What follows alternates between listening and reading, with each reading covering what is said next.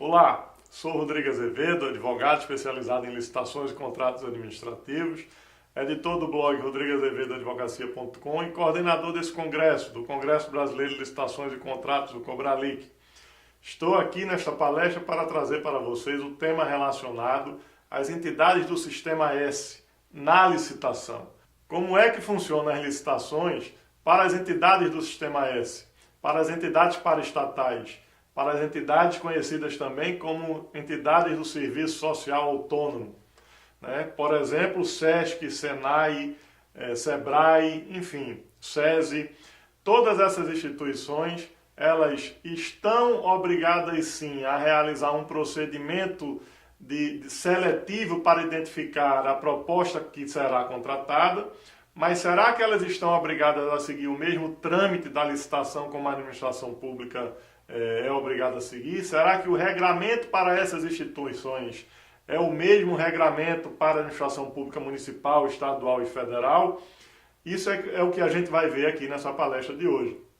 Mas antes de entrar especificamente nesse tema, vamos fazer aqui um preâmbulo, um resumo rápido sobre a natureza jurídica dessas instituições. Porque para a gente entender se ela deve ou não seguir um processo licitatório para contratar com terceiros, é preciso primeiro a gente entender qual é a natureza que ela detém sob o ponto de vista jurídico. Então, antes de mais nada, eu quero dizer a vocês que as entidades do Sistema S, né, as entidades paraestatais, elas são instituições de direito privado. Não tem absolutamente nenhuma conotação pública essas instituições. Não é sociedade de economia mista, não é empresa pública, não pertence à administração pública direta e não pertence à administração pública indireta. Ora, se elas se enquadram dessa forma, se são instituições de direito privado, por que há a interrogação quanto a dever ou não realizar uma licitação? Se elas são instituições de natureza privada, a conclusão óbvia seria de que elas não necessitariam estar vinculadas a qualquer procedimento licitatório, já que os recursos são de natureza privada, elas poderiam decidir da forma que melhor aprovesse a elas se irão contratar ou não e com quem irão contratar. Só que não é bem assim. As instituições, as entidades do Sistema S, elas são sim de direito privado, todavia são custeadas com recursos públicos. E é justamente por serem custeadas com recursos públicos que elas estão obrigadas a seguir determinados trâmites, que elas estão obrigadas a observar determinadas formalidades na utilização desses recursos, na contratação do que elas efetivamente precisam, elas demandam com o setor privado. E vamos ver essas razões aqui nessa palestra. Então, além das entidades do Sistema S serem custeadas com recursos públicos, e vamos ver daqui a pouco que recursos são esses, apesar delas serem instituições de natureza privada, elas não podem ser livremente criadas. Elas, apesar de serem instituições de direito privado, elas apenas podem ser criadas através de lei que autorize a sua criação. Apesar das entidades paraestatais serem elaboradas apenas poderem nascer em razão de uma lei que assim autoriza, a lei, não é a lei que a cria. A lei é elaborada com o fim de autorizar a Confederação Nacional do Segmento Empresarial, que será representado por essa entidade, a criar essa instituição. Então, a lei que criou, na verdade, o nascimento do SESI, por exemplo, ele não se deu de forma automática pela lei. A lei simplesmente autorizou a Confederação a elaborar o SESI. O SENAI não foi a lei que o criou.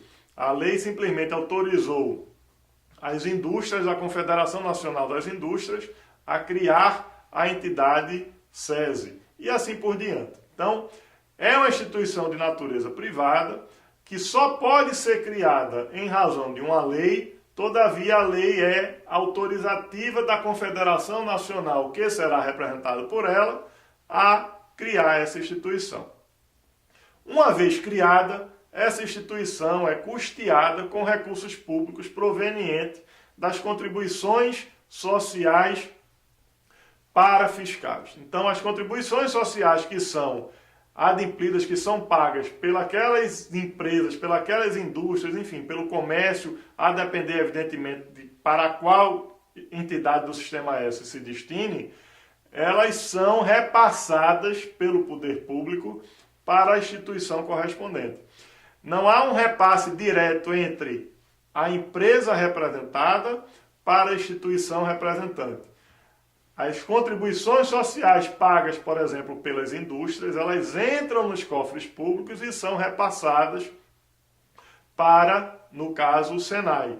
E assim por diante. A regra se aplica a cada uma das entidades do Sistema S que representam os seus específicos setores.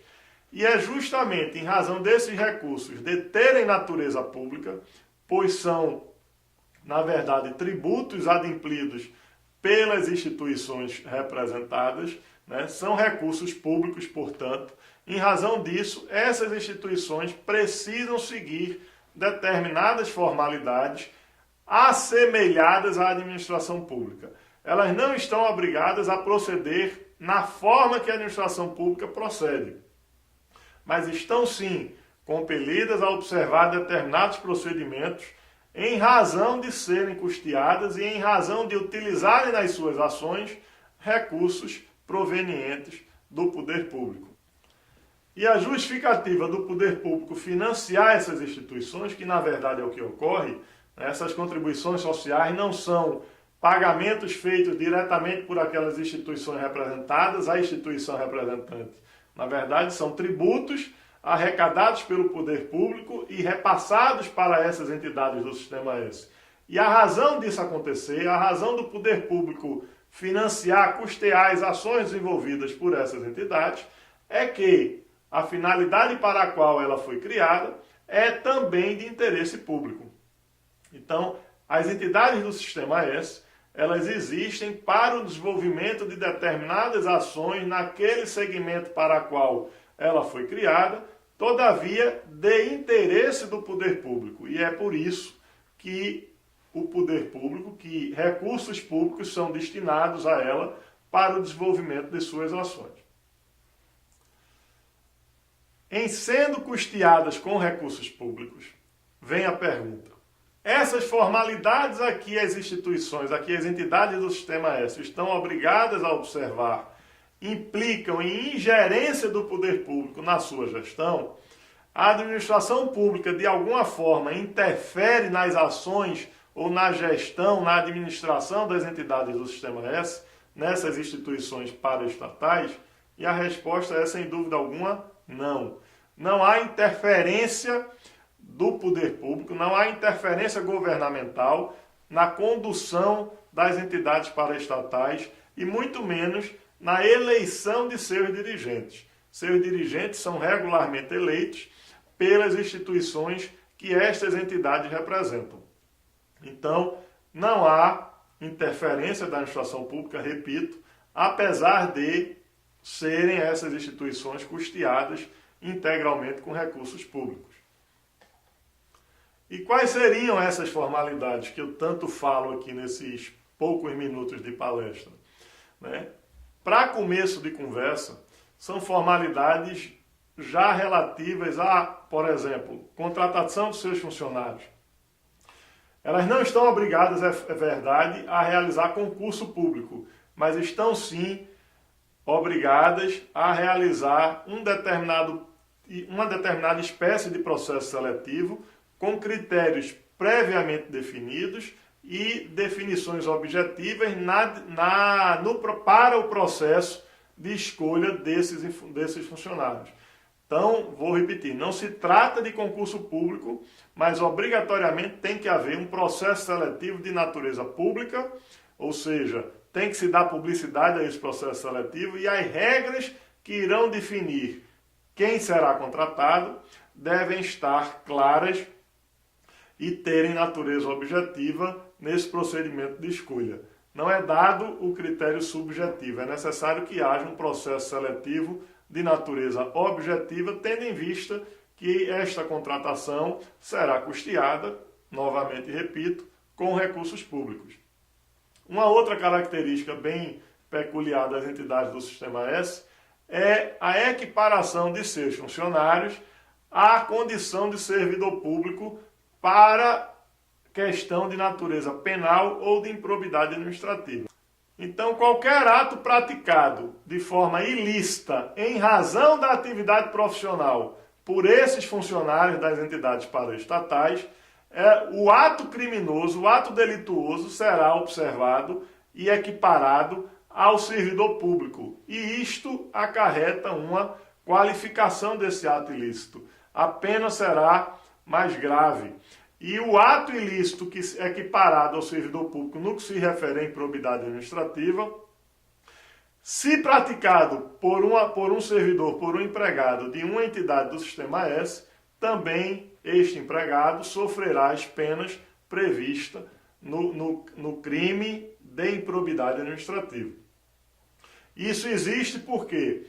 Porque os recursos que serão tratados, que decorrerão desse ato ilícito, né, a vantagem que será obtida por esse funcionário na prática desse ato ilícito em razão da sua atividade profissional envolverá recursos de natureza pública. E por isso, a pena a eles imposta necessariamente tem que ser a mesma que aquela imposta ao funcionário público, ao servidor público.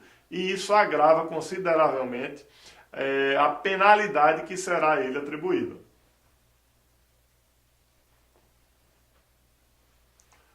Uma outra característica é a necessidade de prestar conta, né? Uma instituição de natureza privada, ela não tem necessidade de prestar conta de seus recursos, a não ser para a própria gestão dessa empresa.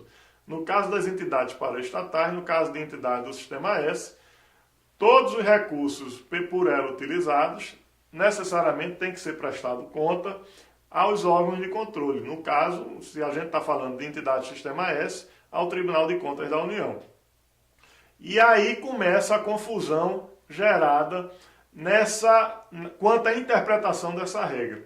É fato, elas têm sim que prestar conta dos recursos utilizados. Todavia, a prestação de contas que elas têm que apresentar diz respeito à observância dos regulamentos que regem essas entidades.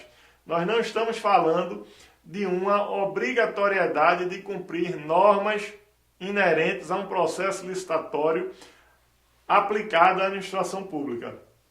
Nós vamos ver daqui a pouco que as entidades do Sistema S precisam sim promover um processo de licitação para as contratações que ela pretende realizar.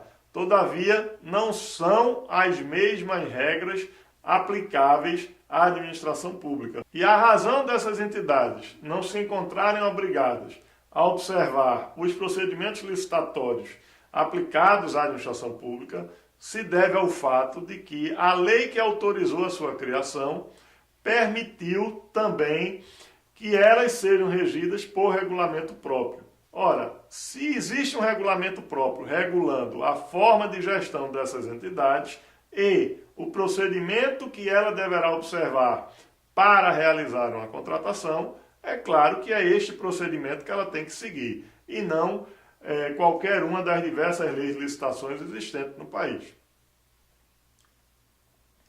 Bem, feita essa observação, nós vamos para o passo seguinte. O primeiro é: há necessidade de um processo licitatório formal.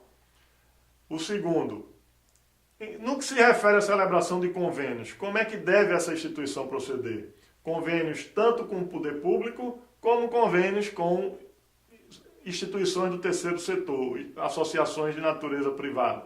Como é que é o procedimento que deve ser adotado? Só na esfera federal, nós temos a Lei de Licitação, a Lei 8.666 de 1993, nós temos a Lei 10.520 de 2002, que regulamenta o pregão, nós temos o Decreto 3.555 de 2005, que trata do pregão presencial, temos o decreto que trata do pregão eletrônico, temos a lei que trata do registro de preços, temos o regime diferenciado de contratação. Só aí já se percebe que são muitas as normas que regulamentam o processo administrativo na esfera federal. Se nós lembrarmos que a Constituição Federal do Brasil atribui aos estados e aos municípios e ao Distrito Federal a competência para regulamentar suas normas específicas de licitação, a conclusão é clara. O espectro de leis que irão regulamentar o processo de licitação é enorme. E, diante de tudo isso, vem a pergunta: qual norma deve as entidades do Sistema S observar, obedecer? Será que elas estão obrigadas a seguir alguma dessas normas ou se limitam exclusivamente ao seu regulamento? E a resposta a essa pergunta é a segunda alternativa. Elas se limitam exclusivamente aos seus regulamentos. Uma entidade do Sistema S, ao decidir licitar, ao decidir contratar qualquer que seja o objeto, elas terão que observar apenas o seu regulamento que trata das contratações públicas. Perdão, que trata das contratações por ela pretendidas. Então é neste regulamento que estará as respostas a qualquer questionamento no que se refere ao procedimento que será adotado pelas entidades do Sistema S. E, apesar de serem vários, porque cada entidade do Sistema S tem o seu regulamento, é verdade, eles são muito semelhantes. E quando comparado a qualquer lei que trate dos processos licitatórios na esfera pública, eles são demasiadamente resumidos. E esse resumo enseja numa série de questionamentos, numa série de dúvidas e, muitas vezes, em muitas inabilitações e desclassificações daqueles licitantes que participam do procedimento achando que o rito será o mesmo que eles estão habituados a participar na administração pública. Então, agora há pouco, rapidamente, eu relacionei uma série de leis que tratam do procedimento licitatório na administração pública, o que nos leva a crer, o que nos leva a acreditar que o licitante, ao decidir participar de qualquer que seja o processo de licitação, primeiro deve identificar quem é o órgão que está realizando esse procedimento. Identificado o órgão, a que ente público este órgão pertence. E, em razão disso, o primeiro passo é identificar qual norma irá regulamentar este procedimento. Da mesma forma, na hora que ele decide participar de uma licitação promovida por qualquer entidade do Sistema S, ele deve ter o cuidado, ter a preocupação, o zelo de ir buscar, junto à entidade do Sistema S, este regulamento específico. É claro que hoje, com a internet, é muito fácil obter essa informação, mas se acontecer dele não conseguir ter acesso a essa norma, essas entidades estão obrigadas a fornecer, basta um contato e obter este regulamento. Ao ler este regulamento, esse licitante irá perceber diversas diferenças que podem ensejar na sua desclassificação no processo licitatório, seja com relação a prazo, seja com relação a valores, seja com relação a procedimentos, enfim. O licitante deve ter o cuidado de, antes de comparecer e participar do procedimento, ter acesso a esse regulamento e ler em detalhes. Claro que eu não vou aqui entrar em cada um desses detalhes dos regulamentos que tratam das entidades do Sistema S, das compras nas entidades do Sistema S, até porque o tempo dessa palestra teria que ser muito longo, porque são várias entidades, cada uma tem o seu próprio regulamento, e apesar de serem semelhantes, existem diferenças entre um e outro. Então eu procurei aqui destacar alguns pontos para mostrar a vocês as peculiaridades e para mostrar a vocês que o fato de não se encontrar disposto no regulamento determinada questão não significa que a entidade do Sistema S não possa proceder de uma determinada forma, ou você, como licitante, não possa exigir que ela proceda de outra maneira. Então vamos aqui destacar alguns pontos. O primeiro deles que eu gostaria de levantar, até porque ele normalmente se dá no início do procedimento, é com relação às impugnações de editais. O regulamento, por exemplo, do SEBRAE não prevê o procedimento que deverá ser adotado para impugnar um edital. O fato de não estar previsto neste regulamento, será que significa que você, como licitante, não pode impugnar esse edital? E será que a instituição SEBRAE está autorizada a indeferir uma impugnação porventura apresentada simplesmente pelo fato de não se encontrar lá previsto o procedimento a ser seguido para uma impugnação do edital de uma licitação que ela está promovendo? Antes de entrar na resposta a esse questionamento, eu quero lembrar a vocês o seguinte: as entidades do Sistema S, apesar de serem de natureza privada, todavia, por serem custeadas com recursos públicos, estão obrigadas sim a prestar contas e a seguir rigorosamente os princípios que regem a administração pública. Este é o entendimento consolidado tanto no Supremo Tribunal Federal quanto no Tribunal de Contas da União. Então, apesar das entidades do Sistema S não estarem compelidas a seguir o mesmo procedimento licitatório que a administração pública, elas estão sim obrigadas a proceder na forma que os princípios que regem a administração pública estabelecem como um procedimento adequado, como um procedimento correto. Então, voltando para a questão da impugnação do edital, a resposta decorre dessa conclusão.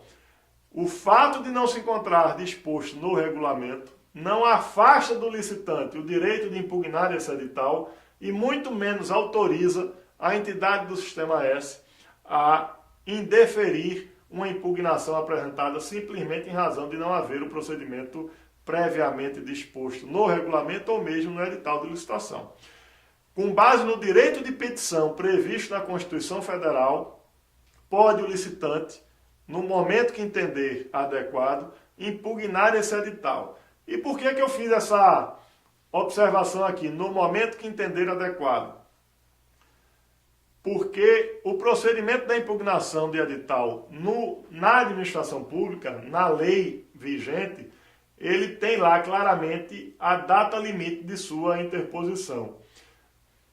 Tendo em vista que ele não se encontra regulamentado para as entidades do Sistema S, não pode o responsável pela condução desse processo de licitação na entidade do Sistema S definir ele próprio qual a data limite para essa impugnação. Então, a não previsão do procedimento adequado, do procedimento a ser seguido, na verdade, não restringe o direito do licitante. Ele amplia, porque a impugnação se dará com base no direito de petição. E o direito de petição pode ocorrer a qualquer momento. Como nós estamos falando de uma impugnação de um edital, ou seja, de algo que deve ser respondido antes do procedimento se encontrar iniciado, na verdade, falando de uma licitação, antes do recebimento da documentação relativa à habilitação ou das propostas de preço, a depender da modalidade, né? Então, antes desse termo, poderá o licitante impugnar o edital, pois essa omissão, ao invés de restringir, amplia o direito quanto a esse questionamento. Um outro ponto que eu trouxe aqui para apresentar a vocês é o procedimento do pregão. Como é que se dá o pregão nas entidades do Sistema S? Trouxe como exemplo o que consta no regulamento do SEBRAE. Ao contrário da Lei 10.520, o regulamento que trata do SEBRAE, do procedimento do pregão no SEBRAE, ele diz que passarão a segunda fase, passarão a fase da disputa de lances aqueles licitantes que apresentaram a melhor oferta dentre todas as formalizadas e aquelas propostas que se encontrarem no patamar de até 15% superior ao melhor preço ofertado. Vocês sabem que o pregão tratado na Lei 10.520 fala em 10% superior ao preço melhor ofertado. Então só aí já é uma diferença considerável, né? Esses 15% disposto no regulamento do SEBRAE, ele na verdade está ampliando consideravelmente, a meu ver, a possibilidade de um licitante passar a segunda fase da disputa de preço. E enquanto que na Lei 10.520 esse patamar é limitado a 10%. Em não havendo essa configuração, então, a Lei do Pregão, a Lei 10.520 diz o seguinte: se o pregoeiro não identificar, dentre todas as ofertas apresentadas, ao menos 3 propostas que se enquadrem naquela condição, ou seja, que se enquadrem naquele patamar de até 10% superior à melhor oferta, ele deverá convocar, dentre as demais, outras 3 empresas e passar a segunda fase, aquela melhor oferta e outras 3 empresas que se classificaram na sequência, né? do menor para o maior, evidentemente. No regulamento do SEBRAE, ao dispor do procedimento do pregão, ao dispor do procedimento inerente à passagem para a fase de disputa de lance, ele diz o seguinte: se não houver outras empresas classificadas dentro desse patamar de 15% acima da melhor oferta, passarão a fase de lances a melhor oferta e outras 2 empresas. Então, já é mais restrito que o que dispõe a Lei 10.520. Então, num ponto, o regulamento do SEBRAE amplia, no outro, o regulamento do SEBRAE restringe. É verdade que há divergências quanto à Lei 10.520, quanto a esse número de empresas que passam à segunda fase, que passam à fase de lances. Todavia, predomina o entendimento que irão à segunda fase, irão à fase de lances, a melhor oferta e outras 3 empresas mais bem classificadas, se não enquadradas naquele patamar dos 10%. Mas existe, é fato, uma divergência. Alguns intérpretes, alguns doutrinadores defendem, na verdade, que é um total de 3, aquela de melhor preço e outras 2. Mas isso não está claro na Lei 10.520, não está claro no Decreto 3.555. Ao contrário, a meu ver, o decreto ele é objetivo na hora que define que são 4 empresas no mínimo, a de melhor preço e outras 3. Mas existe a discussão e alguns defendem que seria outras 3, incluindo aquela de melhor preço. No regulamento do SEBRAE não há essa dúvida. O texto é muito objetivo. Diz lá com todas as letras que serão 3 empresas, sendo a de menor valor e outras 2 empresas, passando a fase de disputa de preço. Então essa diferença é significativa e o licitante deve estar atento a isso. Porque não há dúvida, o procedimento na entidade do Sistema S será dessa forma. Irão à fase de lances apenas 3 empresas, incluindo aquela de menor valor. Uma observação importante aqui a ser feita para as entidades do Sistema S é com relação às micro e pequenas empresas. Então, apesar de não haver no regulamento dessas instituições qualquer disposição objetiva e expressa quanto aos benefícios destinados a micro e pequenas empresas, e apesar dessas instituições se regerem pelo seu regulamento próprio, né? Então, antes que alguém entenda que, ora, um momento você me diz que é uma instituição de natureza privada, que o Supremo Tribunal Federal e que o Tribunal de Contas da União já pacificaram o entendimento de que elas não estão sujeitas às normas de licitação, às normas gerais de licitação, e que devem se reger por seus próprios regulamentos. Então, por que razão estariam obrigadas a observar os benefícios inerentes às micro e pequenas empresas? E a resposta é uma só. Lembra que eu falei no início dessa palestra que as entidades do Sistema S estão obrigadas a seguir os parâmetros inerentes à administração pública, os princípios que regem a administração pública,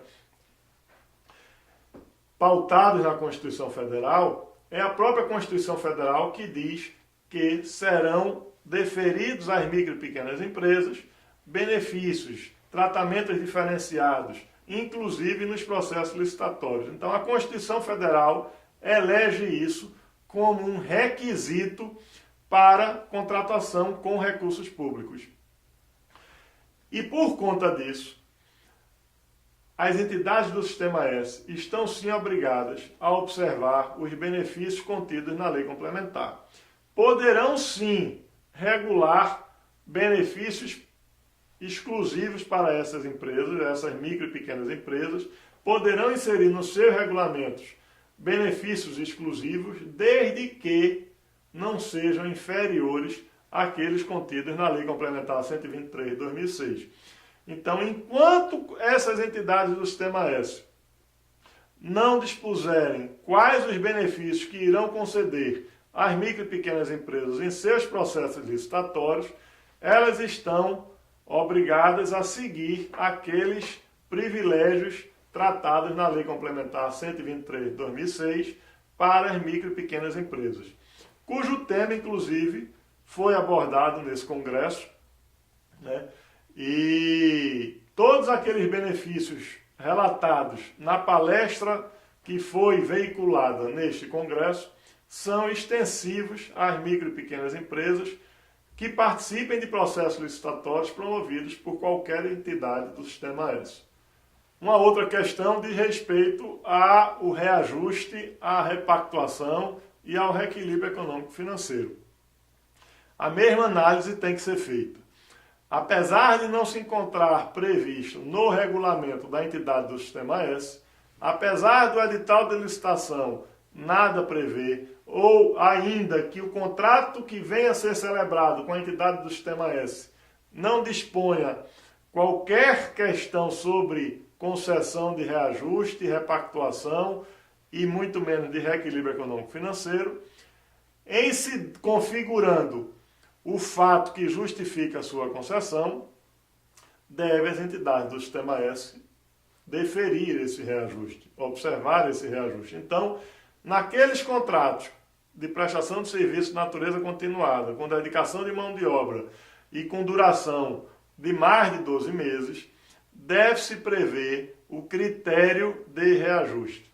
Qual será o índice adotado, com que frequência ele se dará, se for repactuação, em que momento será repactuado esse contrato, porque o reajuste, a repactuação e o reequilíbrio econômico-financeiro, ou seja, a manutenção da mesma condição da proposta durante toda a vigência do contrato, é condição sine qua non da contratação com a administração pública, no caso aqui da contratação custeada com recursos públicos. Então, as entidades do Sistema S não estão excluídas, não estão desobrigadas a observar as questões inerentes ao reajuste, à repactuação e ao reequilíbrio econômico-financeiro. Para concluir, gostaria aqui de fazer uma análise entre a modalidade convite e a modalidade pregão nas entidades do Sistema S. Em seus regulamentos se encontram previstos como modalidades de contratação, de escolha da proposta que será contratada, o convite, a concorrência e o pregão. Não há previsão da tomada de preço. E que análise é essa que eu quero fazer com vocês?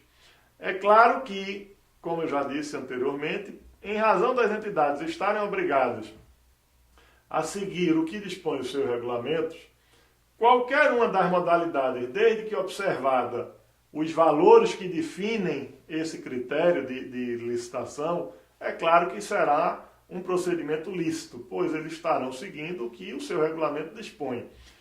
Mas eu faço aqui uma reflexão. Se nós voltarmos ao passado, o pregão, antes do pregão existir, nós tínhamos as modalidades previstas na Lei 8.666, que era convite, tomada de preço, concorrência, definidos em razão aí dos valores. O convite era muito usado, desde que, evidentemente, respeitado o seu patamar, sob o argumento de que ensejava numa contratação célere, numa contratação rápida. Dispensava algumas formalidades, como, por exemplo, publicações em diários oficiais, em jornais de grande circulação, barateando ainda mais o procedimento da contratação. Só que tem um detalhe, o convite ele dificilmente gera uma concorrência acirrada entre os participantes. O convite muitas vezes, e infelizmente, é usado como um artifício formal para se contratar aquela empresa, aquela instituição que já se quer contratar muito antes de se abrir o processo licitatório. Quando veio o pregão, quando surge o pregão no Brasil, a lei do pregão diz claramente: o pregão deverá ser usado com primazia, desde que, em razão da natureza do objeto que se pretende contratar, não se possa promover essa licitação através dessa modalidade. Então, o pregão não tem limite de valor, nem mínimo nem máximo. O pregão, ele é célere. Ao contrário da tomada de preço da concorrência, com 8 dias o pregão está publicado e concluído.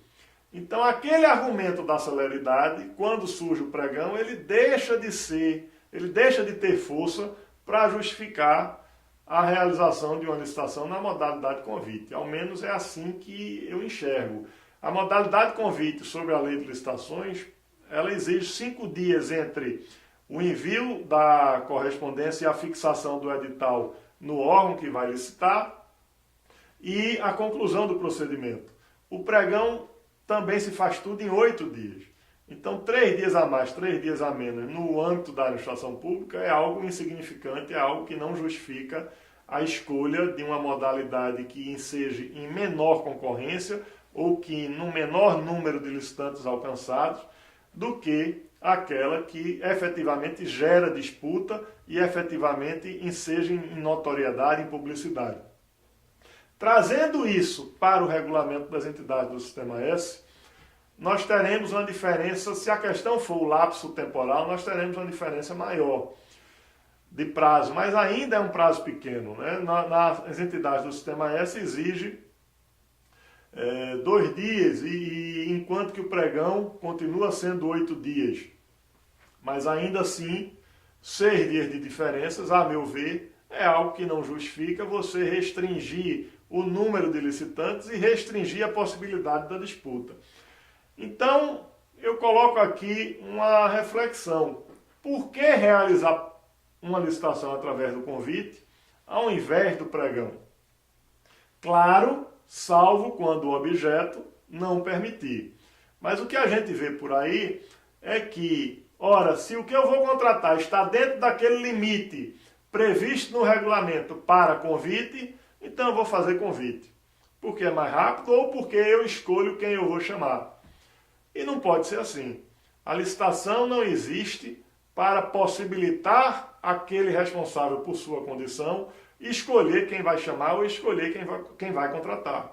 A licitação, ela existe, a única razão de se realizar um processo licitatório é alcançar a disputa, é alcançar um maior número de licitantes possível interessados naquela contratação. E através do convite, efetivamente, isso não é atingido. Então, eu coloco aqui para vocês, tentem ao máximo realizar um procedimento através do pregão, salvo se o objeto, em razões de suas características, não permitir a adoção dessa modalidade. Lembro a vocês que o pregão, além da questão relativa à publicidade, o pregão indubitavelmente enseja em disputa acirrada. Porque nós temos 2 momentos. Nós temos o momento da abertura do envelope com a proposta impressa e nós temos o momento da fase de disputa de lance.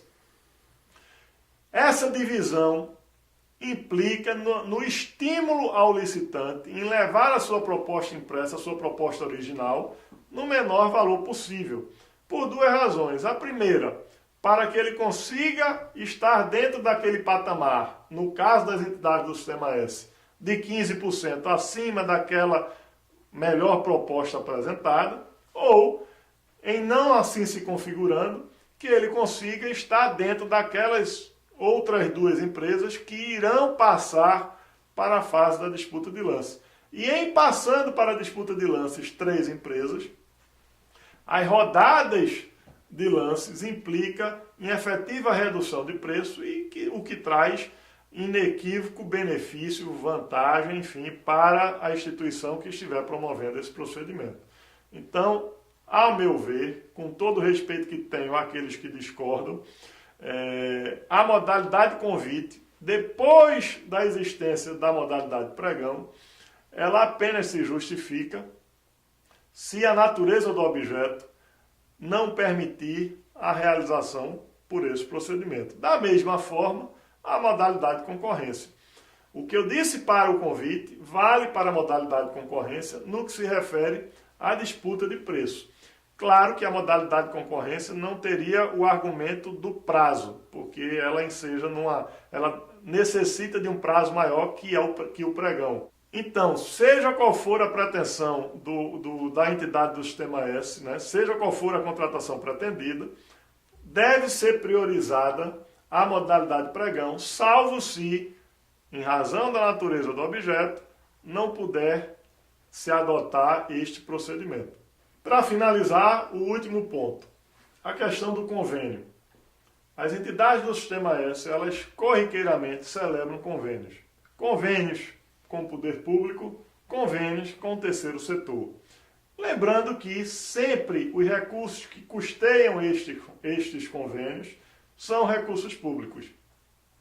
Quando o convênio é celebrado com o poder público, esse convênio vem diretamente para a entidade do Sistema S, porque a ação que ela deseja executar através desse convênio é de interesse comum da administração pública. Já com o terceiro setor, a entidade do Sistema S utiliza aqueles recursos provenientes da arrecadação das contribuições sociais e para que essas entidades do terceiro setor executem ações que são também do seu interesse.